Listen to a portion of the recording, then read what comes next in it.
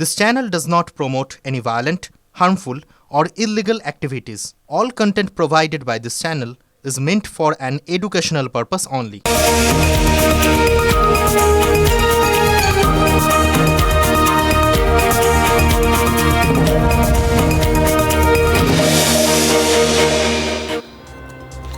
নয় মে থেকে 18ই মে মানে গোনাগুনতি 10 দিন আর কি। এই 10 দিনে নতুন সরকারকে দেখে অনেকেরই কিন্তু মনে হচ্ছে এ তো সেই রবি ঠাকুরের লেখা হয়ে গেল, নদী আপন বেগে পাগল পাড়া। কারণ এই 10 দিনে সরকারের কাজের গতি অনেকটাই খরস্রোতা নদীর মতোই। হিসাব করে দেখছিলাম জানেন তো যে এর মধ্যে 31টা গুরুত্বপূর্ণ সিদ্ধান্ত নিয়েছে রাজ্যের এই নতুন সরকার। এই সংখ্যাগুলো এগুলোও খুব ইম্পর্টেন্ট, আমাদের বুঝতে খুব সহজ হয় জানেন তো। 10 দিনে 31 সিদ্ধান্ত মানে প্রত্যেক দিন মানে যা দিন গেছে তার 3 গুণ কাজ হয়েছে, এরকম একটা ব্যাপার আর কি। লোকের মনের মধ্যে গেঁথে যাওয়ার পক্ষে এটা খুব সহজ জিনিস। তো যাই হোক, এই লেভেলে এই রেটে যে নতুন সরকার সিদ্ধান্ত নিচ্ছে সেটা তো বুঝতে পারছি, কিন্তু এর মধ্যে কোন সিদ্ধান্তটা সব থেকে বেশি গুরুত্বপূর্ণ, কোনটা একটু কম, সেটা নিয়েও তো হয়তো আলোচনা শুরু হয়ে যাবে। ওটা অন্য জায়গায় হোক, যাদের এই কাজগুলোই আর কি মানে সারাক্ষণ নেই কাজ তো খই ভাজের মতো, তারা এগুলো নিয়ে থাকুক। কিন্তু আমাদের উদ্দেশ্যটা কি? আমাদের উদ্দেশ্য ওই সরকারি ঘোষণার ওজন মাপা নয়, বরং সেই ঘোষণার তাৎপর্য বিচার করা। এবং এক্ষেত্রে আজ একটা ঘোষণা নিয়ে সত্যি বলছি সবার আগে কিছু কথা না বললেই নয়। কেন জানেন? সরকারি ওই বিজ্ঞপ্তিতে জানানো হয়েছে যে ধর্মের ভিত্তিতে যে সমস্ত ভাতা দেওয়া হতো সব বন্ধ হতে চলেছে। এই মাস পর্যন্ত যা হওয়ার তা হয়ে গেছে, কিন্তু পরের মাস থেকে এই ধর্মীয় কারণে যতগুলো প্রকল্প রাজ্যে চালু ছিল বর্তমান সরকার, তার মানে সেগুলোকে সব বন্ধ করতে চলেছে। এবার দেখুন, এই সিদ্ধান্তটা যে মুহূর্তে আপনাদের কানে গিয়ে খট করে বাজবে, তখনই আপনাদের মনের মধ্যে শুরু হয়ে যাবে যে ধর্মীয় কারণ, মানে এক্ষেত্রে ধর্মীয় কারণটা কাদের জন্য, তাই তো? সুতরাং যে কথাটা না বললেই নয় সেটা হলো এই সিদ্ধান্ত নেওয়ার সঙ্গে সঙ্গে তাদের বিরুদ্ধে ওটা সব থেকে বড় অভিযোগটাকে বিজেপি ধুলোয় মিশিয়ে দিল কিনা সেইটা আপনাদের ভাবতে হবে। আপনারা ভাবুন তো, এখন পর্যন্ত বিজেপির বিরুদ্ধে সব থেকে বড় অভিযোগ কী ছিল? ওই তৃণমূলের তরফ থেকে যেগুলো তোলা হয়েছিল, সেই কথাই তোলা হয়েছিল যেগুলো তারা মনে করে তারা নাকি একদম করেনি, এবং তারাই একমাত্র ওই প্রশ্ন তোলার আইনত অধিকারী আর কি। কি সেটা? মেরুকরণ। বিজেপি ধর্মীয় মেরুকরণ করে, এটাই তো তৃণমূলের সব থেকে বড় অভিযোগ ছিল। কারণ ধর্মীয় মেরুকরণ নইব তৃণমূলের ত্রিসীমানা দিয়ে কোনোদিন হাঁটেনি আর কি। এই যা লোকজন বলতো ওগুলো নিন্দুকদের সমালোচনা, তোষণের রাজনীতি বলে যেটা বলা হতো, সমস্ত ওই রাজনৈতিক টার্ম, আসলে ওগুলো কোনো বাস্তবিক কোনো অবস্থানই নেই আর কি। তো যাই হোক, বিজেপি মেরুকরণের চেষ্টা করে, বিজেপি মেরুকরণ করে, ধর্মের ভিত্তিতে ভেদাভেদ তৈরি করে, মানুষে বিভেদ তৈরি করে, এবং এই সব কিছুর মাধ্যমে রাজ্যে ক্ষমতা আসতে চায়। একথা ভোটের আগে সব থেকে বেশি বলেছেন যিনি, তার নাম মমতা বন্দ্যোপাধ্যায়। আজ সেই অভিযোগেরই একেবারে গোড়ায় কি আঘাত করে দিল শুভেন্দু অধিকারীর এই মন্ত্রিসভা, এটা তো ভাবতে হচ্ছে। কারণ এই যে ধরুন যে সিদ্ধান্তটার কথা বললাম, ওটাই তো সবার আগে আলোচনা করছি, এর থেকে বড় আর কিছু হয় নাকি? ধর্ম আমাদের শিরোধার্য, ধর্মের ওপর আমাদের কাছে কিছু হয়? তো সেইখানে মন্ত্রিসভা সিদ্ধান্ত নিল কি, ধর্মের ভিত্তিতে ভাতা দেওয়ার যাবতীয় সিদ্ধান্ত রদ, ধর্মের ভিত্তিতে কোনো রকম কোনো ভাতা দেওয়া হবে না। এই সিদ্ধান্ত নেওয়ার পর আর যাই হোক বলুন তো, ধর্মীয় মেরুকরণের অভিযোগটা আর খাটবে কি? দেখুন, এমনিতে আমরা এই ভোটের সময় সত্যি কথা বলছি প্রত্যেকবার বিভিন্ন ইস্যুগুলোকে আমরা বিশ্লেষণ করে দেখি, আপনাদের সামনে সেগুলো তুলেও ধরি। দেখো, ধর্মীয় মেরুকরণ যে আমাদের রাজ্যে হচ্ছে, সবাই নিজেদের রাজনৈতিক স্বার্থে করছে, এটা অতীতে আমরা বলেছিলাম।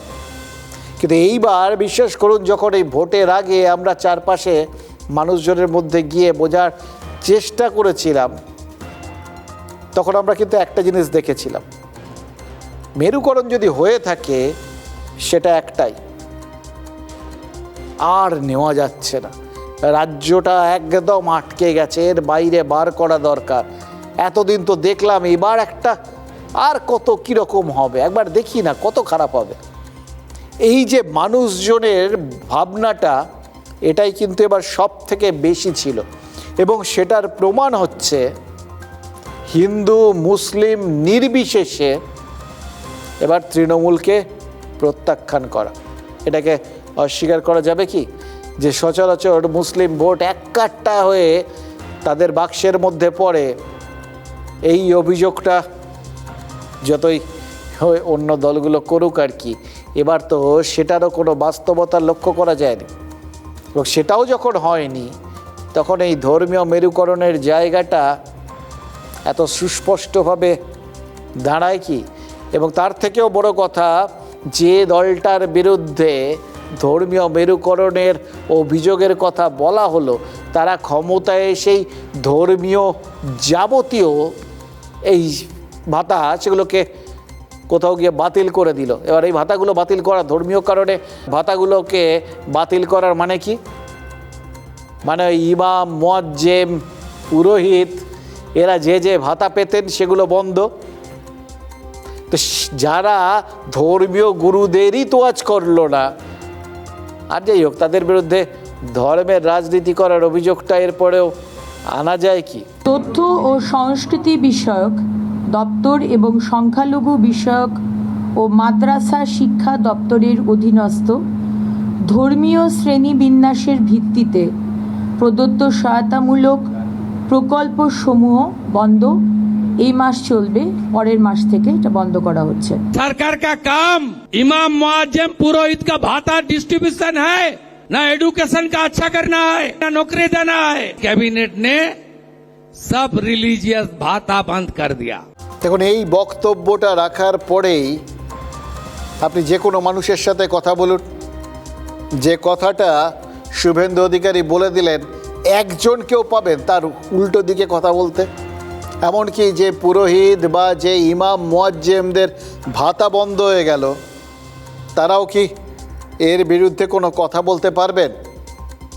সত্যিই তো এই সমস্ত যে কোনো জিনিসের থেকে অনেক বেশি গুরুত্বপূর্ণ শিক্ষার পেছনে অর্থ খরচ করা, সবাই তো মানবেন। সেই জায়গাটাই কাজে লাগিয়েছে সরকার। অগ্নিমিত্রা পালের ঘোষণার পরেই মনে হচ্ছিল ধর্মের কথা যখন বলছে রাজ্য সরকার, তখন এই ইমাম মুয়াজ্জেম পুরোহিত এই যে ভাতাগুলো আর কি, এদের কথা এর নিশ্চয়ই এটাই বোঝাতে চেয়েছেন। কিন্তু তিনি তখনও স্পষ্ট করে বলেননি, শুধু ধর্মীয় ভাতা রদ করার কথা বলেছিলেন এবং সরকারি বিজ্ঞপ্তি প্রকাশের জন্য অপেক্ষা করতে বলেছিলেন, কারণ তার মধ্যে যাবতীয় কিছু প্রাঞ্জল করে বুঝিয়ে দেওয়া হবে, এটা আমরা বুঝতে পেরেছিলাম।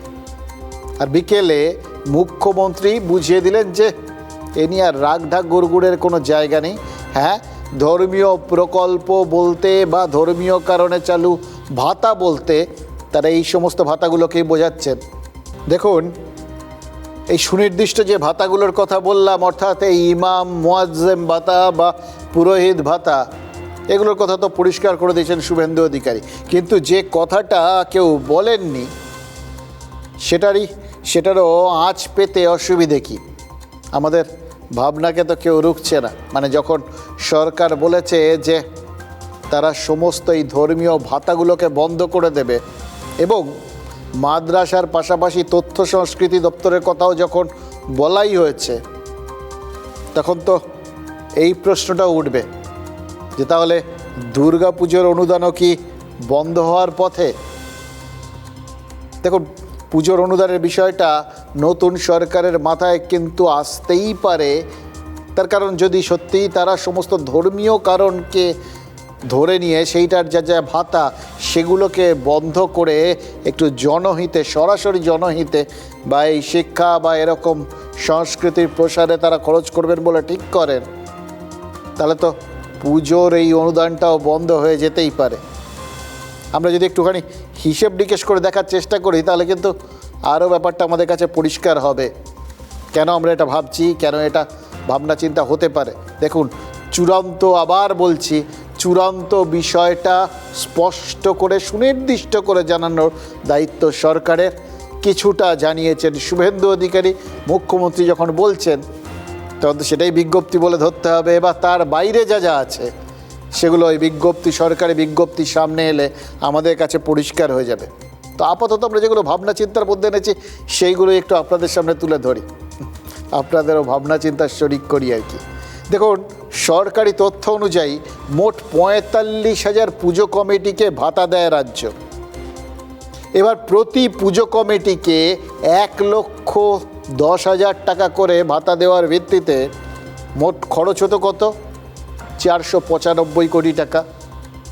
এটা তো গেল পুজোর অনুদান। এবার আসুন বাকি ভাতার কথায়, মানে যে ভাতাগুলো বন্ধ হলো আর কি, নিশ্চিতভাবেই আমরা জানি এই ইমাম, মুয়াজ্জেম, পুরোহিত ভাতা আর কি।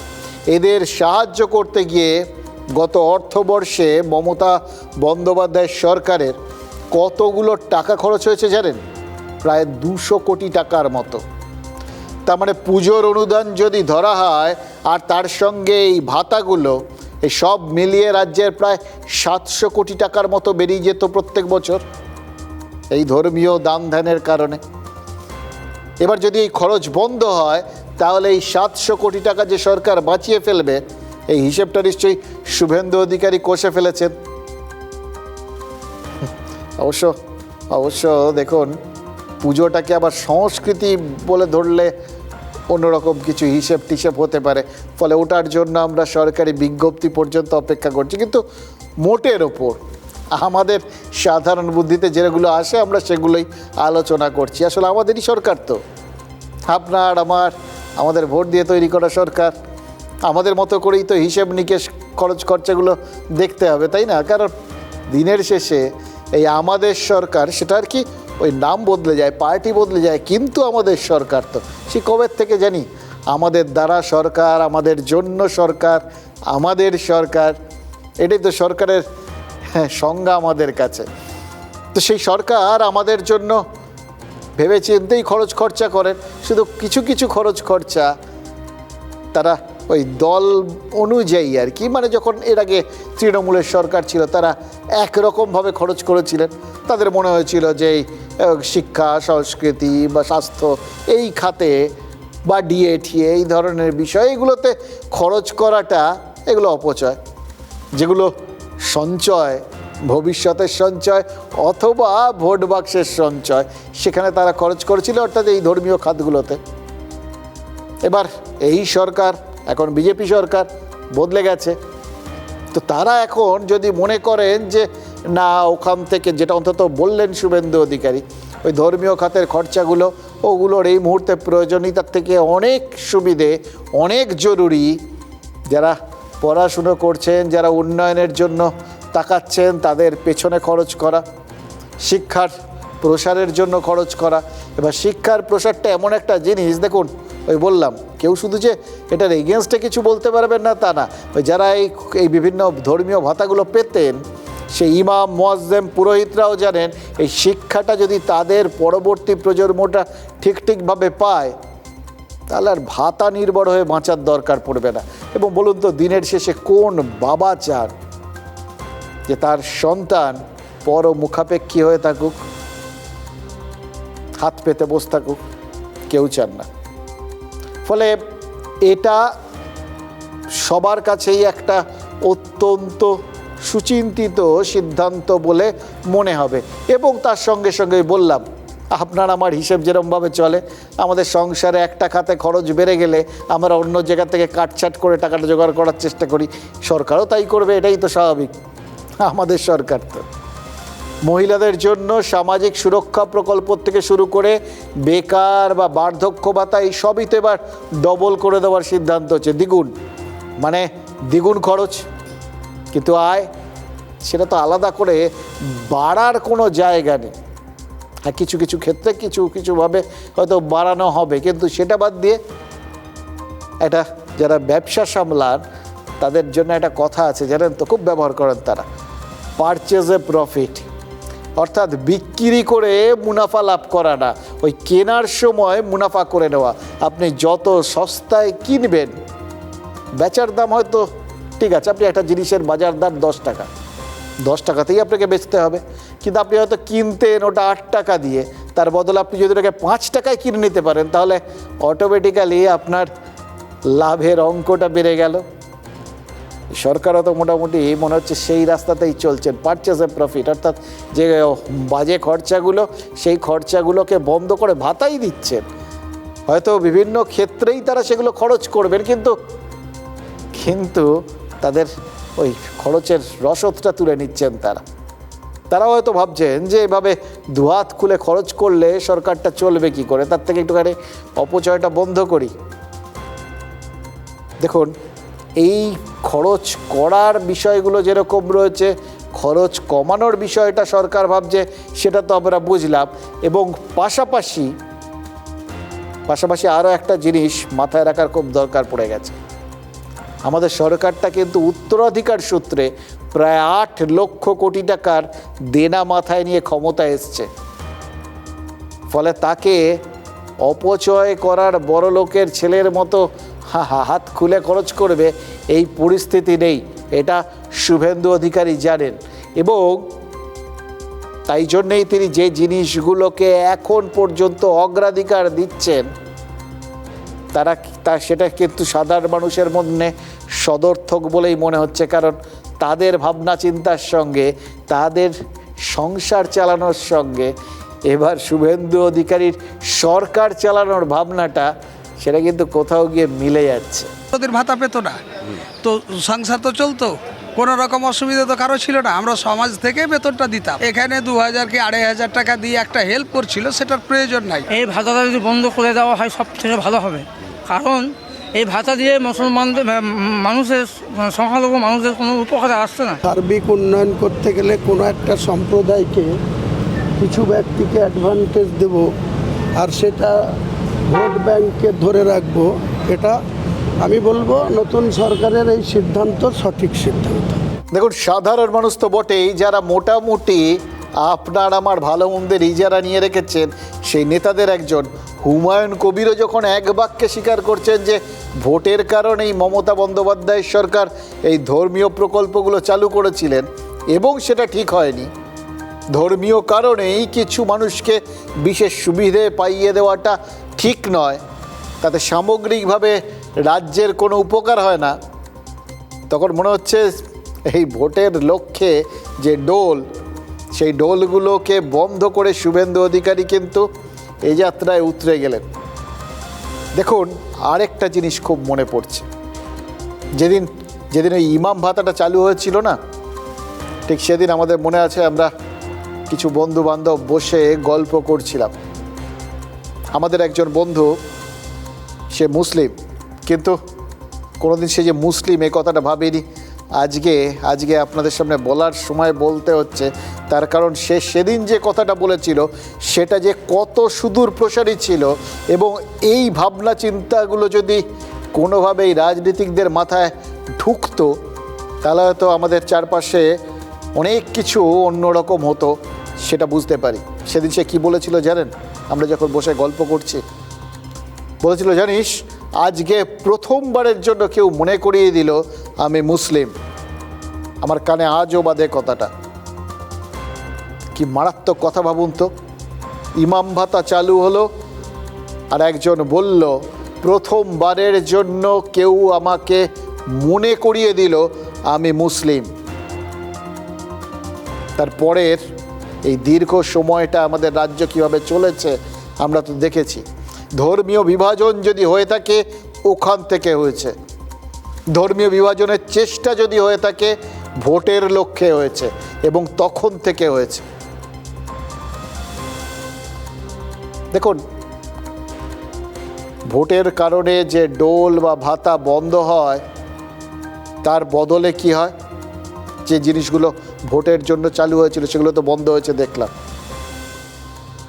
কিন্তু সেগুলো যদি বন্ধ হয় তাহলে কি হয় সেটা তো আমরাও বুঝতে পারছি। মানুষের জন্য আরও বেশি বেশি অর্থ সময় ব্যয় করা যায়, এটাই তো স্বাভাবিক। পরিকল্পনা করার একটা জায়গা আসে। টাকাই না থাকলে যদি আপনি নিশ্চিন্ত হয়ে যান, একটা সরকার যদি তার লক্ষ্য থাকে ক্ষমতা ধরে রাখা এবং সে যদি মনে করে যে আমি এই যে ডোলগুলো চালু করলাম এর মাধ্যমে আমি ভোটটা সুনিশ্চিত করে ফেললাম, ফলে আমার বাকিদের নিয়ে আর না ভাবলেও চলে। এই ভাবনারই তো ফসল আমরা বিগত বেশ কয়েক বছরে দেখেছি কীভাবে রাজ্যে অন্য বিষয়গুলো কোথাও গিয়ে ব্যাক সিটে বসে গেছিল, ব্যাক বেঞ্চার হয়ে গেছিল রাজ্য। কিন্তু এবার নিশ্চিতভাবে এই যদি ধর্মীয় খাতে টাকা পয়সা খরচ করা বন্ধ হয় তাহলে মানুষজন পাশাপাশি তো এটা আশা করতে শুরু করবেন ধর্মীয় ভেদাভেদ যেরকম মুছে যাবে, ঠিক সেইভাবে এই যে বিভিন্ন প্রকল্প চালু করার জন্য জনহিতকর বিভিন্ন কাজ, শিক্ষা, স্বাস্থ্য, এগুলোর দিকে নজর দেওয়ার জন্য যে নেই এত কিছু চারপাশে সারাক্ষণ এত চান কেন, চাই চাই চাই, এটা শুনলেই আমরা যেরকম মাঝে মধ্যে যখন হাতে পয়সা থাকে না তখন কেউ কিছু চাইলে যখন ভেতরে ভেতরে ক্ষিপ্ত হয়ে উঠি, ঠিক সেই ক্ষিপ্ত প্রতিক্রিয়া তো আমরা বিভিন্ন প্রশাসনিক সভায় দেখিয়ে দিয়েছি। আপনাদের দেখাতাম না? আপনাদের খালি চাই চাই এই বক্তব্যটাও তো আপনাদের কানে বাজছে। তো এবার সেই জায়গাগুলো সম্পর্কে বা সেই জায়গাগুলোর দিকে শুভেন্দু অধিকারীর সরকার নজর দেবেন এটা তো আমরা আশা করতে পারি, কারণ অপচয় যদি বন্ধ হয় তাহলে বাকি দিকগুলোতে নজর দেওয়া যায়। দেখুন, মুখ্যমন্ত্রী শুভেন্দু অধিকারীর ঘোষণা মতো রাজ্য সরকারি চাকরিতে ইতিমধ্যেই কিন্তু আবেদনের সময়সীমাটা বাড়িয়ে দেওয়া হয়েছে। সরকারি নির্দেশিকা অনুযায়ী গ্রুপ এ পদে 41 বছর পর্যন্ত আবেদন করা যাবে, গ্রুপ বি পদে 44, আর গ্রুপ সি আর গ্রুপ ডি এই দুটো পোস্টের জন্য 45 বছর পর্যন্ত আবেদন করা যাবে। তাহলে বুঝতে পারছেন, গত 15 বছরের চাকরির সুযোগ পাননি বলে যারা হতাশ হয়েছেন, বয়স চলে যাচ্ছে বলে যারা ভেঙে পড়েছেন, আপনারা খেয়াল করেছেন ওই মাঝখানে পরপর টেট হয়েছে, এসএসসি হয়েছে, সেই সমস্ত প্যানেলগুলোতে যে মানুষগুলো ছিলেন এবং যে প্যানেলগুলোতে বিভিন্ন আইনি জটিলতা বা বিভিন্ন দুর্নীতির ফলে শেষ পর্যন্ত নিয়োগ হয়নি, পরপর প্রত্যেক বছর নিয়োগগুলো আটকে থাকছে। তার মধ্যে যারা ওই ধর্নাতলায় বসে, আমার মনে আছে কিন্তু যে যারা ধর্না দিচ্ছিলেন দীর্ঘদিন ধরে, তাদের একটা বড় অংশ হতাশ ছিলেন এই জন্যে যে শেষ পর্যন্ত যদি তাদের চাকরি পাওয়ার রাস্তাটা খোলেও তখন দেখা যাবে তাদের চাকরির বয়সটা পেরিয়ে গেছে। সুতরাং তারাও কিন্তু এবার একটা সুযোগ পাবেন। এটা কিন্তু মানব সম্পদের ব্যবহার, এবং বলতেই হবে এক্ষেত্রে সরকার সদর্থক চিন্তা করছে। এতদিন ধরে আমরা বিভিন্ন পদে নিয়োগ হয় না, মানে আমরা নাটা শুনতাম, নিয়োগ করা সম্ভব নয়, অসংখ্য পদ খালি, লোক কম, কি করে করব, টাকা নেই, এটাই মোটামুটি নিয়ম হয়ে গেছিল। সবাই ধরে নিয়েছিলেন রাজ্য সরকারের পক্ষে এই শূন্য পদ পূরণ করা সম্ভবই নয়, কারণ ভাড়ারে টাকা নেই। কিন্তু যদি আপনার সত্যি সত্যি সদর্থক চিন্তা থাকে তাহলে তার উপায় হয়ে যেতে পারে, যেটাকে আমরা বলি ইচ্ছে থাকলেই উপায় হয়। তো ইচ্ছেটা হলে উপায় যে হবে, রাস্তা খুলছে, দেখতে পাচ্ছেন তো, কারোর কিন্তু কোনো আপত্তি নেই, আমি বারবার বলছি।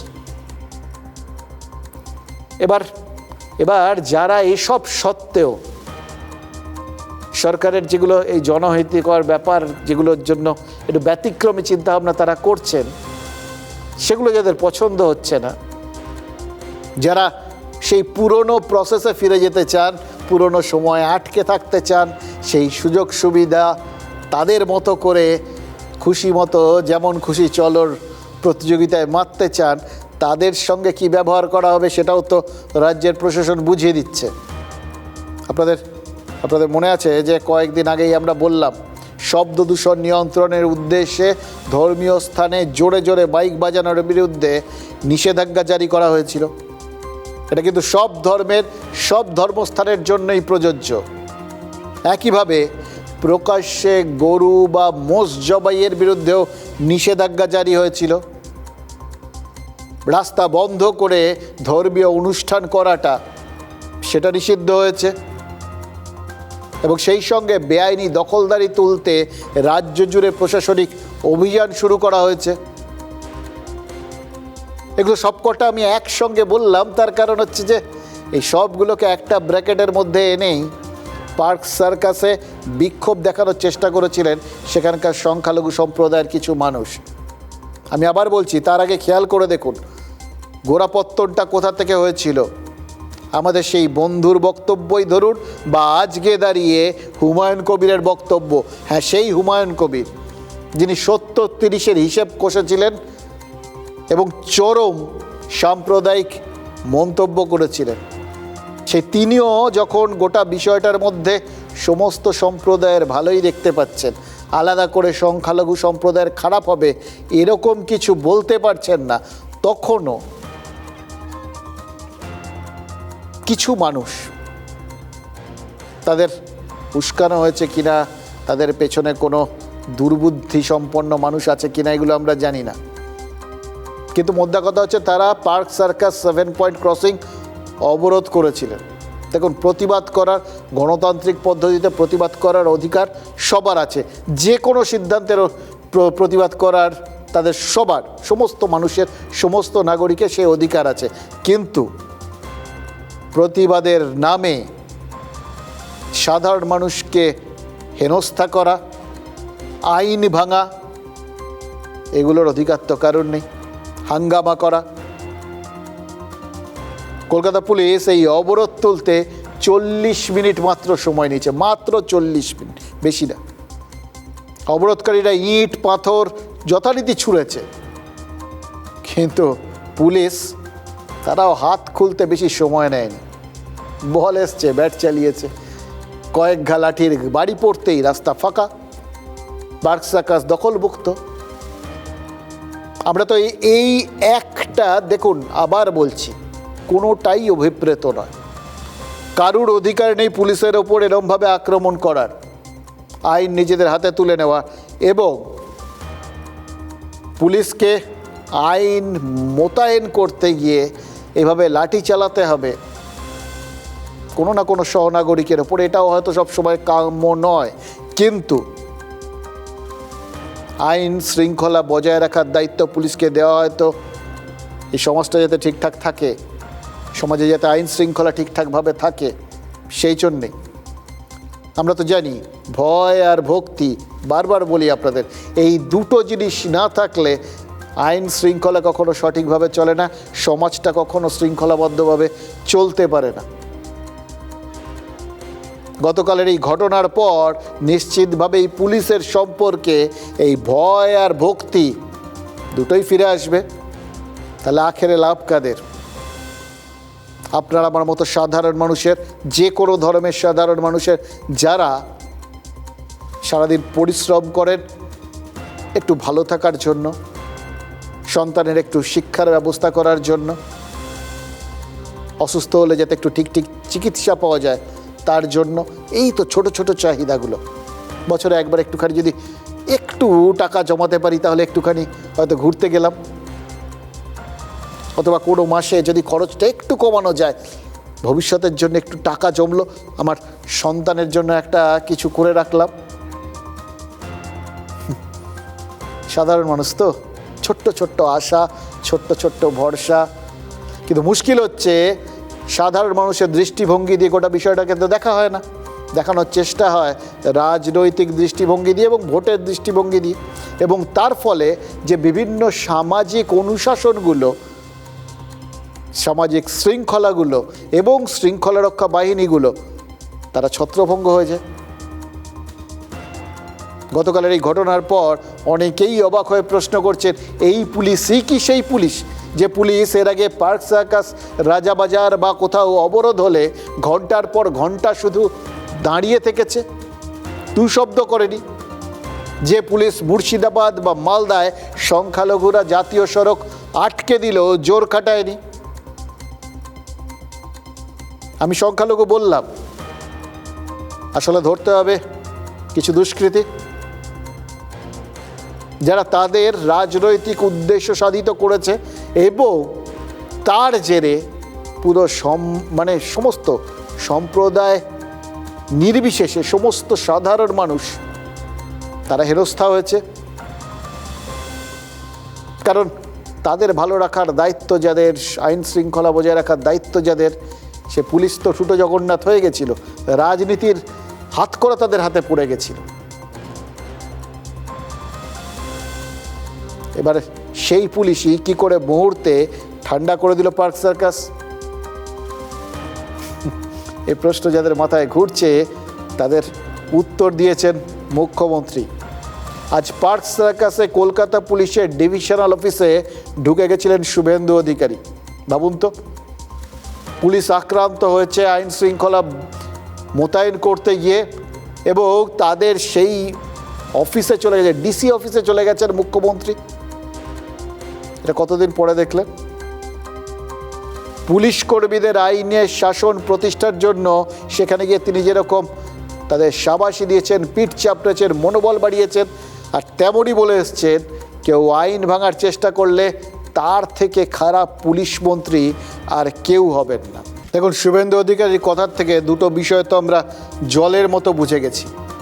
এক, পুলিশটা মুখ্যমন্ত্রীর হাতেই থাকছে, পুলিশের দায়িত্ব, তিনিই স্বরাষ্ট্রমন্ত্রী, আর তিনি ওই পুলিশ মন্ত্রী যেভাবেই দেখুন না কেন। আর দুই, যারা এতদিন রাস্তা আটকে ইট পাথর ছুঁড়ে পরিস্থিতিকে নিজেদের অনুকূলে আনার চেষ্টা করেছেন, জোর করে সুবিধা নেওয়ার চেষ্টা করেছেন, তারা যদি ভুল করে ওই পুরনো কলকাতা বা পুরনো বাংলা ফিরে চান, তাহলে তাদের অবস্থাই পার্ক সার্কাসের মতো হবে। ইট মারলে পুলিশের ডান্ডা খেতে হবে, কারণ সরকার বদলের সঙ্গে সঙ্গে পুলিশও পাল্টে গেছে। এখন আর সিংহম বলতে অন্য রাজ্যের পুলিশ খুঁজতে হবে না। এই রাজ্যেই কিন্তু ভবিষ্যতে বহু উদাহরণ পাওয়া যাবে বলে আমরা বুঝতে পারছি। এবং বিশ্বাস করুন, এগুলো বলার উদ্দেশ্য একটাই, অকারণে কোনো একটা সম্প্রদায়কে বারবার রাজনৈতিক উদ্দেশ্যে ব্যবহার করে করে তাদেরই আসলে কাঠগড়ায় দাঁড় করিয়ে দেওয়ার যে চেষ্টাটা এতদিন ধরে হয়েছে, সেটা সত্যি কোথাও গিয়ে থামা দরকার। এবং যারা এইভাবে নিজেরা যেচে রাজনীতির অস্ত্র হয়ে গেছেন, তাদেরও বোধহয় ভাবার দরকার কিসের জন্য তারা তাদের এইভাবে রাজনৈতিক উদ্দেশ্যে ব্যবহার করতে দিয়েছেন। দেখুন, ওই আমরা বলি না, ফ্রিতে কোনো জিনিস পাওয়া যায় না। কেউ যদি তোষণ করে, কোনো কারণ থাকে তার পেছনে, সেটা কোনো সঠিক কারণ হতে পারে না। মাঝখান থেকে কি হয়? মাঝখান থেকে আঙুল ওঠে। মাঝখান থেকে কি হয়? সাধারণ মানুষের সর্বনাশ হয়। কারণ দিনের শেষে তিনি যে সম্প্রদায়েরই হন, ওই বললাম তো, তার লাগে দুমুঠো খাওয়া, সন্তানের জন্য শিক্ষা, আর সবার জন্য একটু স্বাস্থ্য। ওই সামনে গাজর ঝুলিয়ে দিয়ে যদি ওই জায়গাগুলোকে সব কেটে বাদ দিয়ে দেওয়া হয়, শিক্ষা নেই, স্বাস্থ্য নেই, সব চরম দুরবস্থা, ফাঁকা, শূন্য, মহাশূন্য, তাহলে দিনের শেষে আপনি যাবেন কোথায়? তোষণ ধুয়ে জল খাবেন? এটাই কিন্তু বোঝাটা খুব জরুরি, জানেন তো। আমরা দেখছিলাম, যার জন্য কিন্তু এই যা সিদ্ধান্তগুলো হয়েছে, যারা সচেতন তারা প্রত্যেকে সেই বিষয়গুলোকে ব্যাখ্যা করে দিয়েছেন। নাকোদা মসজিদের ইমাম তার বক্তব্য শুনছিলাম, বলছিলেন তিনি যে এটা তো 1950 সালের আইন, এই যে সর্বসমক্ষে এইভাবে কোনো জীব হত্যার ব্যাপারটা, নতুন কিছু নেই এটার মধ্যে, ব্যবহার করা হয়নি এতদিন, সেটার অন্য কোনো উদ্দেশ্য ছিল, নতুন করেতে কেউ কিছু চাপিয়ে দেননি। বহু দেখুন, আজকের দিনে অসংখ্য মুসলিম রয়েছেন যারা বিশ্বাস করেন, ধর্ম তো নিজের কাছে সবার, সব ধর্মের লোকের সহাবস্থানের কথা। তারা বিশ্বাস করেন যে তাদের শুধু শুধু এই অকারণ যে একটা উচাটনের মধ্যে ফেলে দেওয়া, এতে সার্বিকভাবে ক্ষতিই হচ্ছে। আপনাদের মনে আছে এই ভোটের ফল বেরোনোর পর ওই নিউ মার্কেটের ওখানে কিছু লোকজন তারা ওই বুলডোজার নিয়ে ভাঙচুর করতে গেছিল, পুলিশ সঙ্গে সঙ্গে ব্যবস্থা নিয়েছে, 9 জনকে গ্রেফতার করেছিল।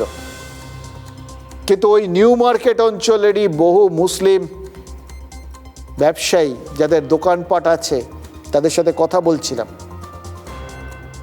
তারাই বলছিলেন যে ওই অঞ্চলে অকারণে এই তোষণের নামে ইচ্ছে মতো হকার রাজ চলতে দিয়ে যারা সত্যিকারের ব্যবসায়ী তাদের ব্যবসার চরম ক্ষতি করে দেওয়া হয়েছে।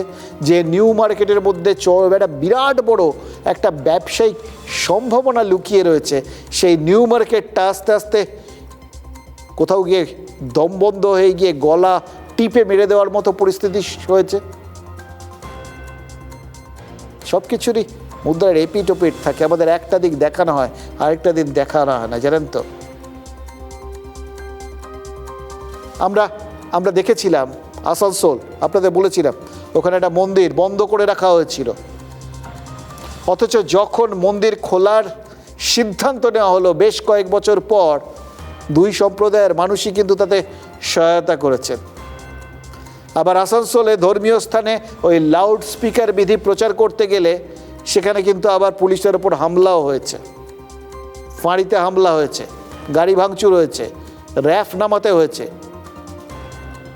অতীতে এই ধরনের পরিস্থিতিতে আমরা কি দেখেছি? ওই বিভিন্ন রকম রাজ্য প্রশাসন অনুরোধের সুরে বলছে যে সম্প্রীতি বজায় রাখুন, আর মিটিং টিটিং করে নিয়ে সব ঠিকঠাক, শান্তি বৈঠক, শান্তি শান্তি। এবার পুলিশ দ্রুত 15 জনকে ওই সিসি ক্যামেরার ছবি দেখে মিলিয়ে গ্রেফতার করেছে, একদম বাড়ি বাড়ি গিয়ে অভিযুক্তদের ধরে নিয়ে আসা হয়েছে। আর মুখ্যমন্ত্রী জানিয়ে দিয়েছেন সরকারি সম্পত্তি যা নষ্ট করা হয়েছে তার খরচাও করায় গণ্ডায় আদায় করা হবে। এবং সব থেকে বড় কথা কি জানেন, অসংখ্য মুসলিম নেতা তারাও বলেছেন এই রকম বিচ্ছিন্নতাবাদী, এই ধরনের হিংসাশ্রয়ী কার্যকলাপ তারা একদম সমর্থন করেন না। এবং আবার মনে করিয়ে দিই ইমাম সাহেবের ওই কথাটা, যে বিষয়গুলোর প্রতিবাদ করা হচ্ছে সে বিষয়টা পুরনো চালু জিনিস, নতুন করে জাস্ট বলা হয়েছে এবং তাতে তাদের যে কোনো আপত্তি নেই, এটা কিন্তু তারাই বলছেন। তাহলে কারা খেপাচ্ছেন এবার একটু ভেবে দেখুন। আপনি পলিউশন লেভেল যেটা অ্যালাউড তার উপরে আপনি মাইক বাজাতে পারবেন না। আপনি হিন্দু হতে পারেন, মুসলিম হতে পারেন, শিখ হতে পারেন, আপনি ব্লাড ডোনেশন ক্যাম্প করতে পারেন, ডিজে বাজাতে পারেন, কিন্তু which is allowed by the মানে আইন শৃঙ্খলার দিক থেকে ততটাই আপনাকে করতে হবে। এখানে ধর্মের রাজনীতি যদি কেউ করতে চায় সেটা অ্যালাউ করা হবে না। এবং পুলিশ ছোটো জগন্নাথ হয়েছিল 15 বছর, এখন কিন্তু পুলিশকে সেই হিসেবে আমরা ছোটো জগন্নাথ হয়ে থাকতে দেব না। तोड़फोड़ करने वाला का खिलाफ तो पुलिस कस्टडी, रिमांड, इंटरोगेशन वो तो होगा ही होगा। साथ साथ जो डैमेज हुआ गवर्नमेंट प्रॉपर्टी उनका पर्सनल एक्सचेकर से वो भी वसूल करने का डायरेक्शन होगा, हम लोग दे दिया। कोई सरकारी प्रॉपर्टी पर हाथ मत उठाओ, पुलिस इंजर्ड होगा तो छोड़ने वाला हम लोग नहीं है। খুব সোজা সাপটা বক্তব্য। দেখুন শুভেন্দু অধিকারীর এখন পর্যন্ত এই ক্ষমতা আসার পর থেকে যে বক্তব্যগুলো দেখছিলাম তার মধ্যে এই জিনিসটা এটা কিন্তু লক্ষ্য করার মতো বিষয়। কোথাও ঘুরিয়ে পেঁচিয়ে কোনো কথা নেই, সোজা কথাটা সোজাভাবে বলে দিচ্ছেন এবং আমার ধারণা যাদের মাথায় ঢোকার তাদের ঢুকছে। সত্যিই তো কোনো একটা আন্দোলনের নামে এমনিতেই ওই বললাম ডোল ঢোল এত কিছুর কারণে আমাদের এখানে উন্নয়নমূলক কাজকর্ম এমনিতেই সব কিছু স্থগিত রয়েছে। এই যে রাজ্য সরকার ঘোষণা করেছে, মানে এখনকার রাজ্য সরকার বিজেপি সরকার, 1 জুন থেকে মহিলাদের জন্য সরকারি বাসে তারা বিনামূল্যে চড়তে পারবেন। অত্যন্ত ভালো একটা ঘোষণা, কিন্তু ঘটনা হচ্ছে চড়ার জন্য তো বাস লাগবে। কটা বাস রয়েছে? একটা সরকার সদ্য ক্ষমতায় এলো, বাস না থাকার দায় তো তাদের ওপর চাপানো যায় না, কিন্তু বাস্তবটা সেটাকেও তো অস্বীকার করা যায় না। সত্যিই তো কটা সরকারি বাস রাস্তায় দেখেন বলুন তো? তাহলে এই অবস্থাটা হয়েছে কেন? তার কারণ এই রকম উন্নয়নমূলক কাজকর্মগুলোতে টাকা পয়সা দেওয়ার মতো টাকা পয়সা ছিল না, সে টাকাগুলো অন্য খাতে খরচ হয়ে গেছে ভোটের জন্য। এবার তার ফলটা কি? যে কটা জিনিস তার মধ্যেও ছিল, মানে ধরুন হয়তো 100টা বাস থাকার কথা, হয়তো তার বদলে 10খানা বাস আছে। সেই 10খানা বাসও বিভিন্ন রকম এরকম আন্দোলন নামে দেখা যাচ্ছে যখন খুশি ভাঙচুর করা হচ্ছে, পুড়িয়ে দেওয়া হচ্ছে। এগুলো কতদিন সহ্য করা হবে? শুভেন্দু অধিকারী যে বক্তব্যটা রাখলেন, ঠিক একই বক্তব্য কিন্তু উত্তরপ্রদেশে যোগী আদিত্যনাথ রেখেছিলেন এবং সেটা কাজে পরিণত করেছিলেন। সরকারি সম্পত্তি আন্দোলনের নামে যদি কেউ ক্ষতি করেন, তার কাছ থেকে ধরে ধরে ক্ষতিপূরণ আদায় করা হয়েছে, অথবা যেখানে ক্ষতিপূরণ নেই সেখানে তাদের বাড়িও একইভাবে গুড়িয়ে দেওয়া হয়েছে। দেখুন, এগুলো আবার বলছি, এমনিতে এই বিষয়গুলো শুনতে খুব খারাপ। কি আমরা প্রাগৈতিহাসিক যুগে রয়েছি? খুন কা বদলা খুন, দাঁত কা বদলা দাঁত। কিন্তু যারা যে ভাষায় বোঝে, মাঝে মধ্যে তাদের বোধহয় সেই ভাষাতেই শেখাতে হয়। যারা এই আন্দোলন নামে ইচ্ছে মতো আমাদের করের টাকায় এই রকম বাজারে, যেখানে আপনি যা রোজগার করেন তার বেশিরভাগটাই দেখেন করে চলে যাচ্ছে, সেই পরিস্থিতিতে সেই কষ্টের টাকায় যে জিনিসগুলো হয়, যেটুকুনি হয়, সেটাও যারা ক্ষতি করেন তাদের সেই ক্ষতি মেনে নেওয়ার তো কথা নয়। সেটাই শুভেন্দু অধিকারী স্পষ্ট ভাষায় বলেছেন।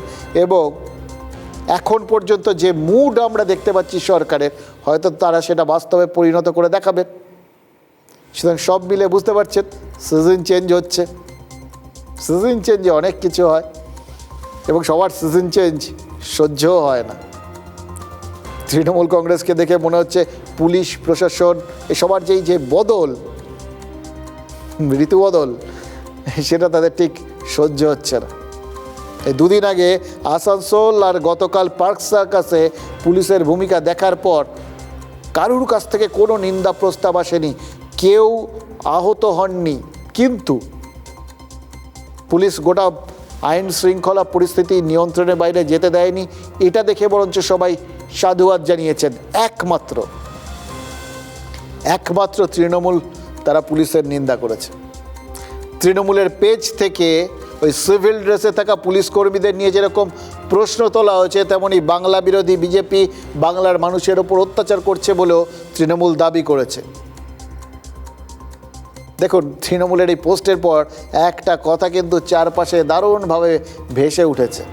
অনেকেই প্রশ্ন করছেন, এই যে সুজিত বসু গ্রেফতার হয়ে গেলেন, বা তৃণমূল ঘনিষ্ঠ বলে পরিচিত পুলিশ অফিসার শান্তনু সিনহা বিশ্বাস, তিনি গ্রেফতার হয়ে গেলেন, তৃণমূলের তরফে কোনো প্রতিক্রিয়া ছিল কি?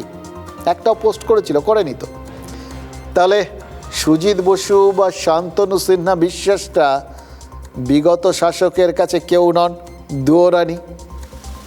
তৃণমূলের যত চিন্তা সে কি ওই 30% মুসলিমকে নিয়ে?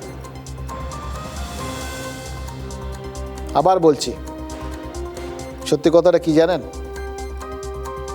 যে জিনিসটা তারা নিজস্ব ভোট ব্যাংক হিসেবে চিহ্নিত করে দিয়েছিল, সেটা কি সত্যিই তাদের ভোট ব্যাংক হিসেবে ছিল? ভোটের ফলাফলটা একবার বিশ্লেষণ করে দেখুন তো। মুসলিমরা যেখানে যেখানে সংখ্যা গুরু আর কি, মানে তারাই ফ্যাক্টর, সেখানেও তারা যেখানেই তাদের বিকল্প পেয়েছেন, তৃণমূলের বিকল্প পেয়েছেন, তাকে সেখানে ভোট দিয়েছেন। কোথাও আইএসএফ, কোথাও কংগ্রেস, কোথাও বাম, কোথাও হুমায়ুন কবিরের দল। তাহলে মানে কি? মানে একই সঙ্গে বাংলার সমস্ত মানুষের অংশ হয়েই তারা তৃণমূল সরকারকে প্রত্যাখ্যান করেছেন। সত্যি বলতে কি, রাজ্যে প্রকাশ্যে গরু জবাই, মোষ জবাই এগুলো বন্ধের সিদ্ধান্ত নেওয়ার পর সংখ্যালঘু সম্প্রদায়ের অনেকেই কিন্তু এর মধ্যে অস্বাভাবিক কিছু দেখছেন না। আবার আপনাদের একটু শোনাবো ওই নাখোদা মসজিদের ইমাম সাহেবের কথাটা। তাহলে প্রতিবাদের নামে আসলে যেগুলো হচ্ছে সেগুলো বিশৃঙ্খলা তৈরির চেষ্টা মাত্র। আর সেই বিশৃঙ্খলা সৃষ্টিকারীদের প্রতি তৃণমূলের এই সহানুভূতির কারণ কি? আমাদের কি মনে হয় জানেন? সরকার বদলেছে, পুলিশ বদলেছে, মানুষজন বদলেছে, এমনকি তাদের ভোট ব্যাংকও বদলেছে, কিন্তু তৃণমূল যে তিমিরে ছিল সেখানেই রয়ে গেছে। তারা তাদের রাস্তা থেকে এতটুকু সরেনি। তারা এখনও ওই সংখ্যালঘু ভোটকে তাদের সম্পত্তি বলে ভাবছে এবং তারা ভাবছে তারা সংখ্যালঘুদের প্রতি নিজেদের সমবেদনা বা সহমর্মিতাটা খুব বাড়িয়ে চড়িয়ে দেখাচ্ছে। কিন্তু আসলে যে বক্তব্যগুলো সাম্প্রতিককালে তাদের তরফ থেকে এসছিল সেগুলো যে সংখ্যালঘুদের মধ্যে একটা চরম অপমানের বোধ তৈরি করেছে সেটা তাদের এখনও বোধগম্য হয়নি। আপনাদের মনে আছে মমতা বন্দ্যোপাধ্যায় বলেছিলেন 1 সেকেন্ডের জন্য তিনি ছেড়ে দিলে একটা সম্প্রদায় আরেকটা সম্প্রদায়কে শেষ করে দেবে। তিনি দেখানোর চেষ্টা করেছিলেন তিনি আরেকটা সম্প্রদায়ের, মানে এক্ষেত্রে হিন্দুদের রক্ষাকর্তা, তিনি তাদেরই বাঁচিয়ে রেখেছেন। কিন্তু সেটা বলতে গিয়ে তিনি কি মুসলিমদের হামলাকারী এইরকম অনিষ্টকারী হিসেবে চিহ্নিত করে দেননি? এই নিজেদের এরকম একটা অদ্ভুত নেতিবাচক বিজ্ঞাপন এটা মুসলিমরা ভালোভাবে নেবেন না নিয়েছেন না নেওয়ার কথা? সমস্ত মানুষেরই ব্যক্তিগত আত্মসম্মান বোধ ভাবনা চিন্তার জায়গা তো একই রকম। কেউ চান তাকে কেউ হামলাকারী হিসেবে দেখাক? মুসলিমদের নিশ্চিতভাবে এই যে এখন এই তোল্লাই দেওয়ার চেষ্টা, সহানুভূতি দেখানোর চেষ্টা, সহমর্মিতা জ্ঞাপনের চেষ্টা, সেটাও যে আসলে তাদের খারাপ দিকেই নিয়ে যাচ্ছে, এটা যারা দেখাচ্ছেন তারা বুঝছেন কিনা জানি না, কিন্তু মুসলিমরা তো বুঝতে পারছেন। তাদের নিশ্চয়ই সেই ভুবনের কথা মনে পড়ে যাচ্ছে, সেই ভুবন যাকে মাসি চিরকাল শুধু আধরি দিয়ে গেছে, তার সমস্ত দুষ্কর্মকে তোয়াজ করে গেছে, ছাড় দিয়ে গেছে, আশকারা দিয়ে গেছে, এবং যার ফলে তার মধ্যে ভালো মন্দের বোধটাই তৈরি হয়নি। এবং শেষ পর্যন্ত যখন সে জেলে যাচ্ছে তখন মাসির কানটা সেই জন্যই কামড়ে দিয়েছিল যে তুমি যদি ঠিক সময় আমাকে শিক্ষাটা দিতে কোনটা ঠিক কোনটা ভুল, তাহলে আজকের দিনটা দেখতে হতো না। ভোটের ইঙ্গিত পাওয়ার পরেও সেই কথাগুলো কারোর কানে বোধহয় এখনও যাচ্ছে না। দেখুন, আজকে কলকাতার ক্যামাক স্ট্রিটে সভা করতে গিয়ে শুভেন্দু অধিকারী বলেছেন ভবানীপুরে মমতা বন্দ্যোপাধ্যায় নিজের বুথেই নাকি জিততে পারেননি। একের পর এক ওয়ার্ডের পরিসংখ্যান দিয়েছেন, আর দিয়ে মুখ্যমন্ত্রী তিনি পরিষ্কারভাবে তুলে ধরেছেন যে কোথায় কত ভোটে প্রাক্তন মুখ্যমন্ত্রী তার থেকে পিছিয়ে ছিলেন। এবং শুভেন্দু অধিকারী খুব স্পষ্ট ভাষায় বলেছেন সংখ্যাগুরু ভোট হারিয়ে মমতা বন্দ্যোপাধ্যায়ের রাজনৈতিক কেরিয়ারই নাকি এখন প্রশ্নের মুখে পড়ে গেছে। এবং যেটা বলেননি সেটা ভোটের অঙ্ক থেকে পরিষ্কার, সংখ্যালঘু ভোটও তার পাশে নেই। गवर्नमेंट से हमारा ये डिमांड है कि गाय को नेशनल एनिमल करार दिया जाए और उसका मुकम्मल जो है बेचना, ख़रीदना, उसका गोश्त एक्सपोर्ट करना और मुकम्मल तरीके से इस पर पाबंदी होनी चाहिए। पूरे देश में इस पर पाबंदी लगनी चाहिए। हम लोग सब इस मामले में हुकूमत को सपोर्ट करने को तैयार हैं।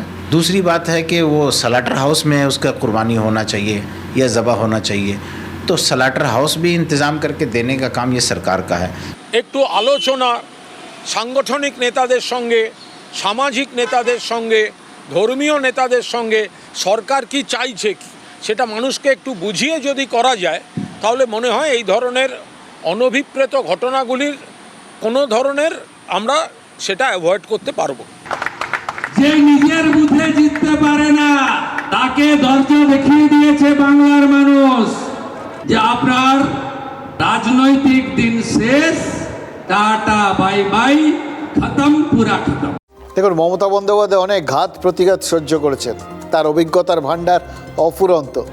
কাজেই হারে তাকে আদৌ রাজনৈতিক অবসর নিতে হবে কি না, মানে এই হারটা তাকে বাধ্য করবে কিনা সে তো ভবিষ্যৎ বলবে। তো আপাতত একটা জিনিস তো বুঝতে পারছি, এবারের বিধানসভায় তৃণমূল কংগ্রেস তাদের রাজনৈতিক পরিচয়টা নিয়েই অনিশ্চয়তায় ভুগছে। দুটো ঘটনা বলবো, আপনারাও বুঝে যাবেন। এমনিতেই বিধায়ক সংখ্যার নিরিখে এখন তৃণমূল 80, সংখ্যাটা কিন্তু খুব খারাপ নয়, হিসেব মতো তারাই প্রধান বিরোধী দল। কিন্তু বিরোধী দলের মর্যাদা নিয়ে তৃণমূল এখন নাকি ঘোর অনিশ্চয়তায় ভুগছে। মানে এই পরিমাণ বিধায়ক থাকার পরেও কেউ যদি অনিশ্চয়তায় ভোগেন তাহলে বুঝতে হবে সামগ্রিকভাবে কীভাবে অনিশ্চয়তাটা তাদের ওপর চেপে বসেছে। এবং এই অনিশ্চয়তা কি তাদের নিজেদের অভিজ্ঞতা থেকেই আসছে? আপনাদের মনে আছে 21-এ 77 জন বিজেপি বিধায়ক জিতেছিলেন, কিন্তু শেষ পর্যন্ত কজন ছিলেন? আমরা প্রথম দিকে কিছু কিছু নাম দেখতে পেয়েছি আনুষ্ঠানিকভাবে, ওই কাউকে গলায় চাদর পরিয়ে দিয়ে, কাউকে হাতে পতাকা তুলে দিয়ে দল ভাঙানোর একটা মানে পরিষ্কার হিসেব আছেন কিন্তু নেই, এরকম একটা অনিশ্চয়তা তো তৃণমূল তৈরি করে দিয়েছিল। এবার সেই একই অনিশ্চয়তার ভূত তাদের তাড়া করছে। শোভনদেব চট্টোপাধ্যায়ের নাম বিরোধী দল নেতা হিসেবে ঘোষণা করেছে প্রাক্তন শাসক দল, কিন্তু বিধানসভায় সরকারিভাবে সেই স্বীকৃতি আদায়ে শোভনদেব চট্টোপাধ্যায়ের প্রয়োজন 30 জন দলীয় বিধায়কের সমর্থন। অর্থাৎ যা বিধায়ক আছে তার 50%-এরও কম সমর্থন জোগাড় করতে হবে তাকে। এই তো এমন কিছু ব্যাপার হওয়ার কথা নয়, কিন্তু দেখুন যা দেখা যাচ্ছে, যা শোনা যাচ্ছে, তাতে মনে হচ্ছে সেটা নিয়েও তিনি খুব একটা নিশ্চিত নন। ওই বললাম না, সবাই পুরো দলটাই অনিশ্চয়তায় ভুগছে। জানতে চাইব যে আমার এলওপি হিসেবে আমার যে স্বীকৃতি, সেই স্বীকৃতিতে আপনাদেরকে আমি দুই হচ্ছে আমাদের এখানে যে পদ্ধতি আছে, যে প্রসিডিওর চলে আসছে সেটা ব্রেক করতে দেবো কেন? 3 রুলসের বইতে আমি কোনো কথা লেখা নেই বলে মেম্বারদের সই দিতে হবে, এরকম কোনো কথা নেই। এবার এই সংশয়, এই দোটানায় আদৌ কোনো বাস্তব ভিত্তি আছে কিনা বলতে পারবো না, কিন্তু কোথাও গিয়ে মনে হচ্ছে জানেন তো, যাদের দলের 80 জন বিধায়ক রয়েছে তাদের নেতা এরকম চাপ নিচ্ছেন কেন? 30 জনের সই দিয়ে দিলেই তো হয়ে যায়, তা না করে কেন তৃণমূল নেত্রীকে বৈঠক ডাকতে হচ্ছে? আগামীকাল তৃণমূল বিধায়কদের বৈঠকে ডেকেছেন মমতা বন্দ্যোপাধ্যায়, এবং শোনা যাচ্ছে যে শোভনদেব চট্টোপাধ্যায়ের বিরোধী দল নেতা হতে যাতে কোনো রকম অসুবিধে না হয়, তিনি যাতে কোনো রকম কোনো হার্ডেলের সামনে না পড়েন, সেজন্যই কাল মমতা ব্যানার্জি এই বৈঠকটা ডেকেছেন। হ্যাঁ, কেন এই অনিশ্চয়তার কারণ? আরও একটা কারণ বলি, তাহলেই আপনারা বুঝতে পারবেন। এই যে তিলজলায় যে বাড়িটা, যেটাতে আগুন লেগেছিল এবং যেটা ভাঙতে বুলডোজার গেছিল, যেটা হাইকোর্ট আপাতত স্থগিত রেখেছে আর কি, সেই বুলডোজারটা তো আমরা আপনাদের বলেছিলাম, সেই বুলডোজারটা তো ছিল কলকাতা পুরসভার, ভাঙার বন্দোবস্ত করেছিল তো কলকাতা পুরসভায়। এবং আজকে কলকাতা পুরসভার মেয়র মানে ফেরাদ হাকিম এবং দলের মেয়র পরিষদদের আজকে ডেকে পাঠিয়েছিলেন মমতা বন্দ্যোপাধ্যায়, এবং সেখানে তিনি রীতিমতো ক্ষোভ বিরক্তি প্রকাশ করেছেন যে কেন এরকমভাবে আলোচনা ছাড়াই কলকাতা পুরসভার বুলডোজার গিয়ে এরকম একটা বাড়ি ভাঙতে শুরু করে দিল। মেয়র ববি হাকিম তাকে বোঝানোর চেষ্টা করেছিলেন যে এরকম আগুন ঠাগুন লাগলে সেই নির্মাণ ভেঙে ফেলার নিয়ম আছে এবং সেটাই পুরসভারই করার কথা, পুরসভা করে তাকে এরকম, কিন্তু দলনেত্রীকে বোঝাবে কি? এবার এই যে দলনেত্রীর এই প্রত্যেকটা বিষয়ে বিরক্তি প্রকাশ করা, এটার কারণ এবং এটা পরিষ্কার বুঝতে পারছেন, ফলে এখন যেটা হাতে আছে এই পুরসভা, সেটা নিয়েও তিনি সংশয়ে ভুগছেন। আসলে জয়ের পর যে তিনি যে বৈঠকটা ডেকেছিলেন, সেই বৈঠকে সব বিধায়ক আসেননি, অনেকে ব্যক্তিগত কারণ দেখিয়ে গড়াজিত ছিলেন। মানে তৃণমূল তখন সেটা বলেছিল যে বিভিন্ন লোকের বিভিন্ন কারণ আছে, কিন্তু এখন মনে হচ্ছে সেটাই একমাত্র কারণ নয়। দলের বিধায়ক, দলের মেয়র পরিষদ, দলের যে যেখানে আছেন আর কি এখন অবধি দায়িত্বে আছেন, তাদের সবার মধ্যেই আনুগত্য কম পড়েছে বললে বোধহয় আশঙ্কায় ভুগতে হচ্ছে তৃণমূল নেত্রীকে। তাই ঘর বাঁচাতে ঘন ঘন বৈঠক ডাকতে হচ্ছে। তাহলে ভাবুন, যদি প্রধান বিরোধী দলই এভাবে নিজেদের তকমা বাঁচাতে এতটা ব্যস্ত হয়ে থাকে, তাহলে শাসকের কাছ থেকে এমনিই অনেক বেশি সুবিধা হয়ে গেল। তারা খোলা মনে নিজেদের পরপর ব্যবস্থাগুলো করে ফেলতে পারবে, এবং তাই তো করছে তারা। দেখুন, বিনা বাধায় বিনা ভাবনায় পরপর মন্ত্রিসভার বৈঠকে, মানে এখনও পূর্ণাঙ্গ মন্ত্রিসভা হয়নি, তার মধ্যেই পরপর সিদ্ধান্তগুলো হয়ে যাচ্ছে। সপ্তম বেতন কমিশন গড়ার ব্যাপারে নীতিগত সিদ্ধান্ত হয়েছে। আজকের বৈঠকে ডিএ নিয়ে কোনো সিদ্ধান্ত না হলো, এই পে কমিশন গড়ার কারণই তো হলো যে রাজ্য সরকারি কর্মীদের যে দীর্ঘদিনের বকেয়াটা সেটা মেটানো এবং কেন্দ্রীয় সরকারি কর্মীদের সাথে রাজ্য সরকারি কর্মীদের বেতনের ফারাক কমিয়ে আনা। ফলে রাজ্য সরকারি কর্মীরা এখনও আশাবাদী যে তাদের তৃণমূলের আমলে যে বঞ্চনা জুটেছিল সেই বঞ্চনাটা এবার শেষ হবে। রাজ্য সরকারি কর্মচারী এবং বিধিবদ্ধ সংস্থা, বোর্ড, নিগম, স্থানীয় সংস্থা, শিক্ষা প্রতিষ্ঠান ইত্যাদি কর্মচারীদের বেতন কাঠামো সংশোধনের লক্ষ্যে সপ্তমতম রাজ্য বেতন কমিশনের গঠন। রাজ্য সরকারকে আমরা ধন্যবাদ জানাই যে পে কমিশনের যে আমাদের দাবি, সেই দাবিকে মেনে নিয়ে যে গঠন হলো, এবং আমরা এটাও আশা রাখবো সেই কমিটির মধ্যে সংগ্রামী যৌথ মঞ্চের পক্ষ থেকে প্রতিনিধি থাকবে। আমরা আশা করছি যে এই বকেয়া ডিএ এবং কারেন্ট ডিএ, সেই ডিএ নিয়ে রাজ্য সরকার অতি শীঘ্রই সেটা পদক্ষেপ গ্রহণ করবেন। দেখুন, জ্যোতি বসুকে একবার জিজ্ঞেস করা হয়েছিল যে বাংলায় কেন দাঙ্গা হয় না, তার বদলে তিনি বলেছিলেন যে সরকার চায় না তাই। এটা একটা বড় বড় বক্তব্য, ঐতিহাসিক বক্তব্য আর কি। আসলে মানুষ চাইলে সরকার বদলায়, আর সরকার চাইলে কাজ হয়, সরকার না চাইলে হয় না। তাই দ্বিতীয় ক্যাবিনেট মিটিংয়েই ওই সপ্তম বেতন কমিশন তৈরির সিদ্ধান্তটা হয়ে যেতে পারে।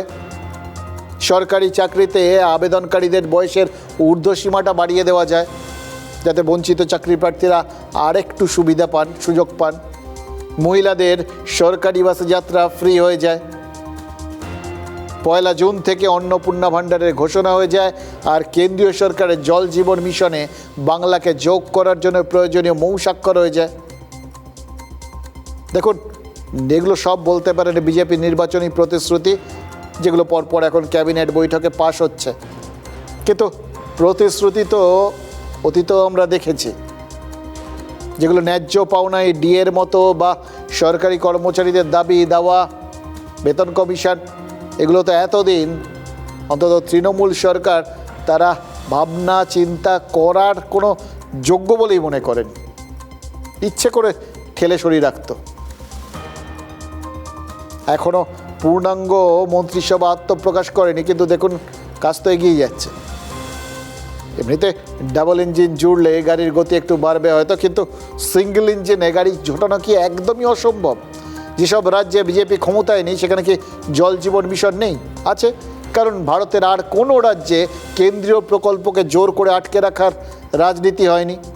দেখলেন তো, চিংড়িহাটায় মেট্রো রেল অর্ধেক জুড়ে গেল নির্ধারিত সময়ের 10 ঘন্টা কম সময়, এবং কারুর কোনো অসুবিধা না করে।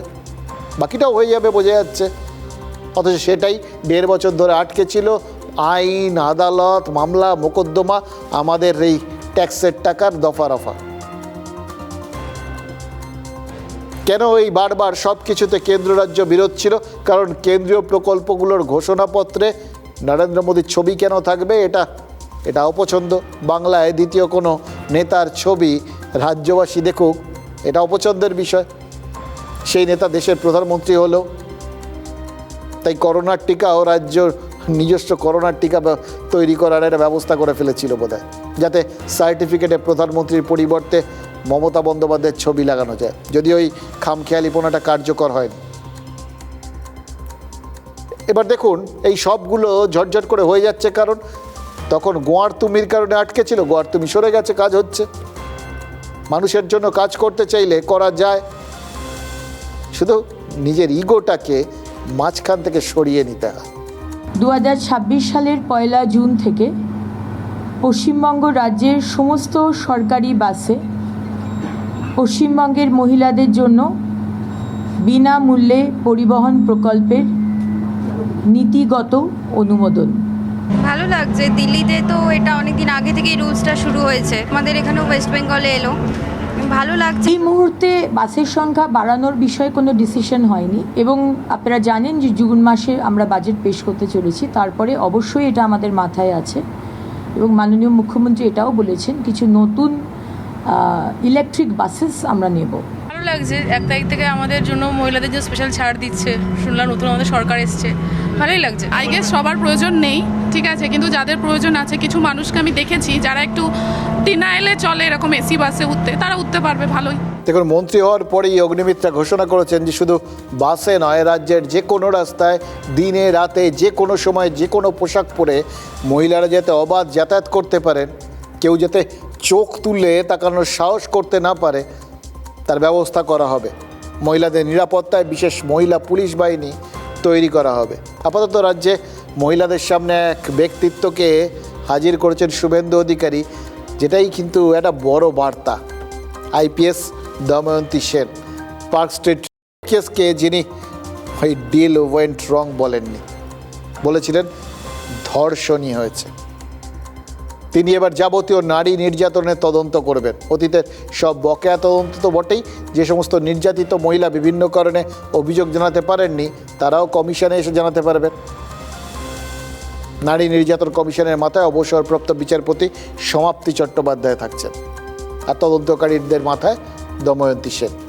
ঠিক একইভাবে প্রাতিষ্ঠানিক দুর্নীতি নিয়েও কমিশন তৈরি হচ্ছে, তার মাথায় অবসরপ্রাপ্ত বিচারপতি বিশ্বজিৎ বসু, যিনিও আপোষহীনভাবে একটা সময় একের পর এক গণ্ডগোলগুলোকে ধরে ফেলেছিলেন। আর তদন্তকারীদের হেড তিনি কে হবেন? আইপিএস কে জয়রামন। মানে সরকার, বর্তমান সরকার বেছে বেছে অফিসারদের তুলে আনছেন যারা এতদিন খাঁকি উর্দিকে নিজেদের রক্ষা কবচ বলে মনে করতেন এবং নিজেদের অলংকার বলে মনে করতেন, তাদেরকে তুলে আনছেন যাতে তারা আপনাকে আমাকে রক্ষা কবচ দিতে পারে।